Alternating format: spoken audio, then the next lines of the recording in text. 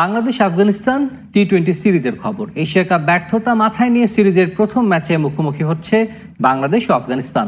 দুই দলেরই লক্ষ্য এখান থেকে ভুল শুধরে আসন্ন টি-20 বিশ্বকাপের জন্য সর্বোচ্চ প্রস্তুতি নেওয়া।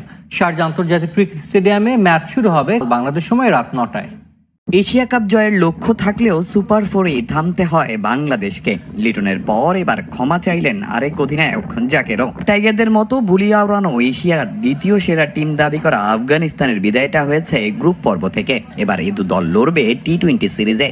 এশিয়া কাপের ব্যর্থতা মাথায় নিয়েই শুরু হচ্ছে বাংলাদেশ আফগানিস্তান সিরিজ। তবে এবারের এশিয়া কাপের আগে টাইগারদের প্রস্তুতি বড় স্বপ্ন দেখিয়েছিল ভক্তদের। উড়িয়ে আনা হয়েছিল জুলিয়ান উডকে, তারপরও হয়নি প্রত্যাশা পূরণ। জাকেরের পারফরমেন্সও জন্ম দিয়েছে প্রশ্নের। শারজায় প্রথম ম্যাচের আগের সংবাদ সম্মেলনেও উঠে আসে সেই প্রসঙ্গ। এশিয়া কাপেও ব্যাটারদের ব্যর্থতাই ভুগিয়েছে টাইগারদের। বিশ্বকাপের আগে যা বড় দুশ্চিন্তার কারণ। এই সিরিজে সেই সমস্যা শুধরে নেয়ার প্রত্যাশা টাইগার অধিনায়কের। আমাদের মূল প্ল্যান থাকবে যে আমরা অ্যাজ এ ব্যাটিং ইউনিট ভালো পারফরমেন্স করতে হবে।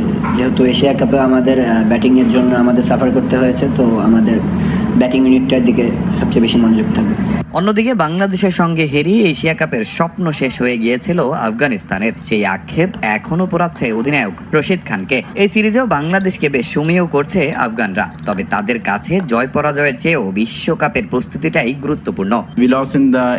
আমরা এশিয়া কাপ হেরেছি, আমাদের অনেক ভালো প্রস্তুতি ছিল, কিন্তু এটাই খেলা। প্রতিটা ম্যাচের ভুল থেকেই শিক্ষা নিতে হয়, আর এই সিরিজ আমাদের জন্য অনেক বড় সুযোগ। আমি মনে করি এশিয়া কাপের পর এই সিরিজ বিশ্বকাপের মতো বড় ইভেন্টের জন্য আমাদের ভালো প্রস্তুতির মঞ্চ।